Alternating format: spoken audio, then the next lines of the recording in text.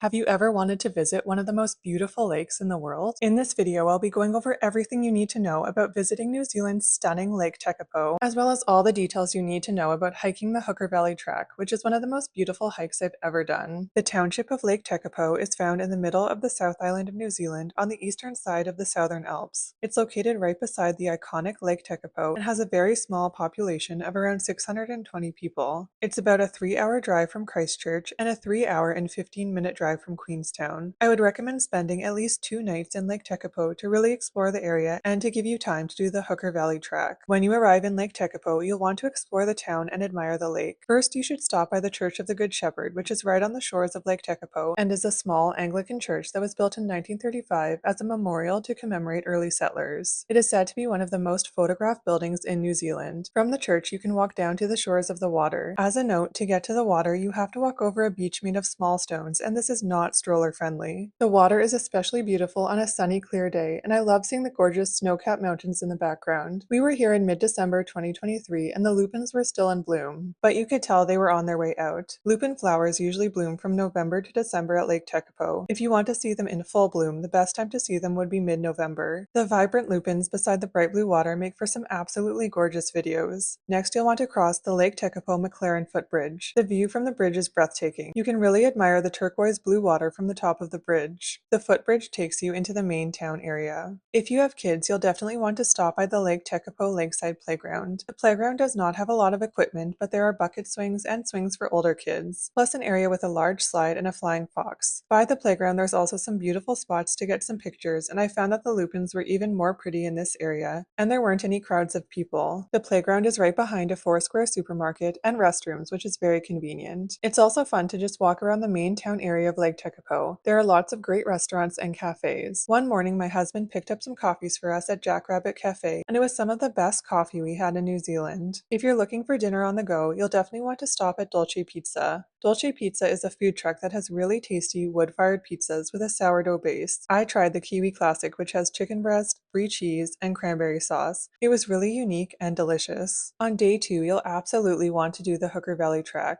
This is one of the hikes I was most excited about doing during our New Zealand trip, and it did not disappoint. The drive from Lake Tekapo to the Hooker Valley Track is 1 hour and 15 minutes. This drive is absolutely gorgeous. You drive around Lake Pukaki, and it is such a stunning shade of vibrant blue. I would have to say it was even more beautiful than Lake Tekapo. It is fed by the Tasman River and snow melt-off from the Mount Cook area. As you drive, you get closer and closer to the mountains, and the views just keep getting better and better. There are many lookout points around the lake. One of the lookouts we stopped at is called Lake Pukaki Viewing Spot, which is right at the top of the lake. Here you get a full view of the lake with Mount Cook in the distant background. There's a large parking lot and restrooms here. Peter's Lookout is more well known, and you can get iconic pictures or videos of Lake Pukaki with Mount Cook in the background. There's a large parking lot there and a short paved path that takes you to the scenic lookout. There's also a toilet here. You can also walk down to the lake from the lookout point to get a closer look. This lookout is about 45 minutes from Lake Tekapo, so about 35 minutes from the Hooker Valley hike. We actually did both of these lookouts on our drive back from the hike because we wanted to start the hike as early as possible. A tip for hiking the Hooker Valley Track is to make sure to check the weather before heading out to the hike because it can be significantly cooler and more windy at the hike compared to Lake Tekapo. When we went in December, the start of our hike was quite cool, but it warmed up significantly by the end of the hike. I would recommend getting to the Hooker Valley Track early to mid-morning because it can get really busy as the day goes on, since it is such a popular hike. When we were there in December 2023, we arrived just before 9:30 a.m., and the White Horse Hill car park was fairly empty. There are restrooms here and a large shelter with informative panels. The hike is 10 kilometers or 6.2 miles in length, and it only gains about 100 meters or 330 feet in elevation, so it's a hike that can be done by people with a wide range of fitness levels. It usually takes about 3 to 4 hours to complete. Our 2-year-old daughter refused to go in our hiking backpack and only wanted to be carried by me, so I used our soft Ergo Baby carrier for the hike. It made the hike a bit more difficult, but it was quite doable. The track starts close to the parking lot. As you're walking through open grassland, you pass close to the Alpine Memorial, which is a great viewpoint, as well as Frida's Rock. You'll then arrive at the Mueller Lake Lookout, and you get to cross a swinging bridge that goes over the Hooker River. This bridge is called the Lower Hooker Suspension Bridge. The swinging bridges are really fun to cross and give some beautiful views views. As you can see, the swinging bridges have a maximum capacity of people that can be on the bridge at a time. When the track is busy, you can end up waiting in the lineups at these bridges. After crossing the bridge, you'll continue to walk around the side of Mueller Lake until you get to the Mount Sefton View Lookout. There are beautiful views of the lake, Mueller Glacier, and Mount Sefton. Right now, the track is actually closed beyond the Mount Sefton View Lookout because a new bridge is being built. Flooding eroded the riverbank under the existing bridge.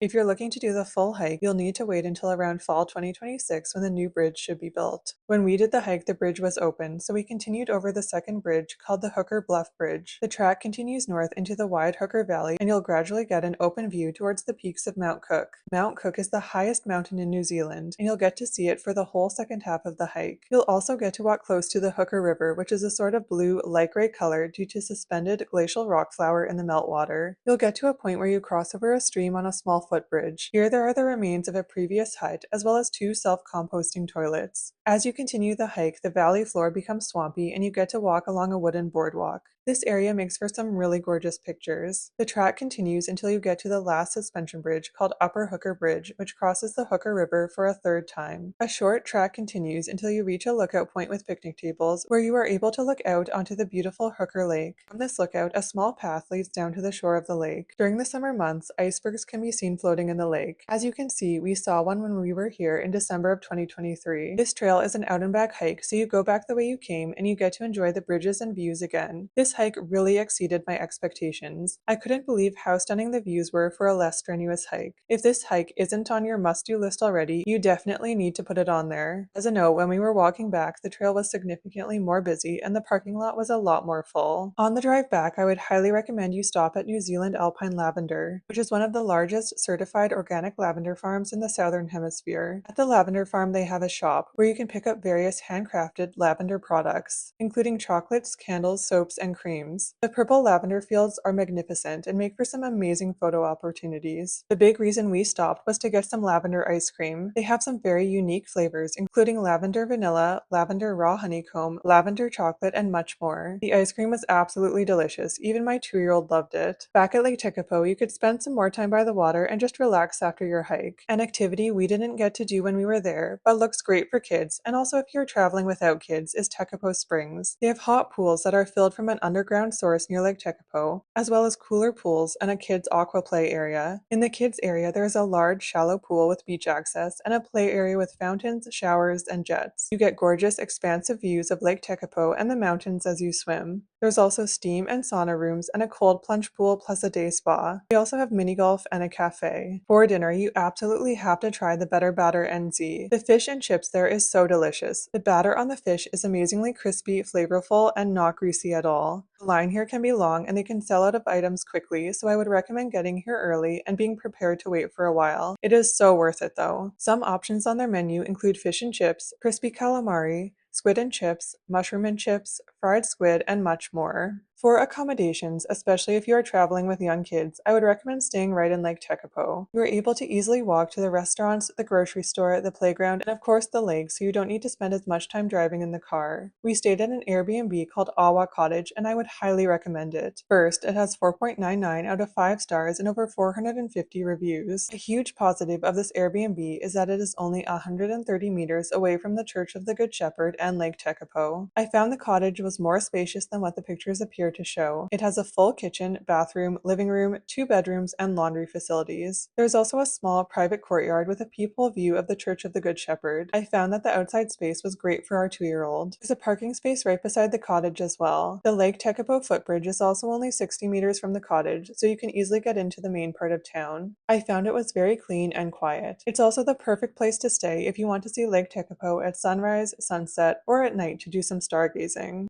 Lake Tekapo and Lake Pukaki are absolute must-sees if you are visiting the South Island of New Zealand, and Hooker Valley Track is an absolute must-do. If you've enjoyed this video, don't forget to subscribe and let me know if you're planning to visit Lake Tekapo or if you've already been. Thanks so much for watching, and I'll see you next time.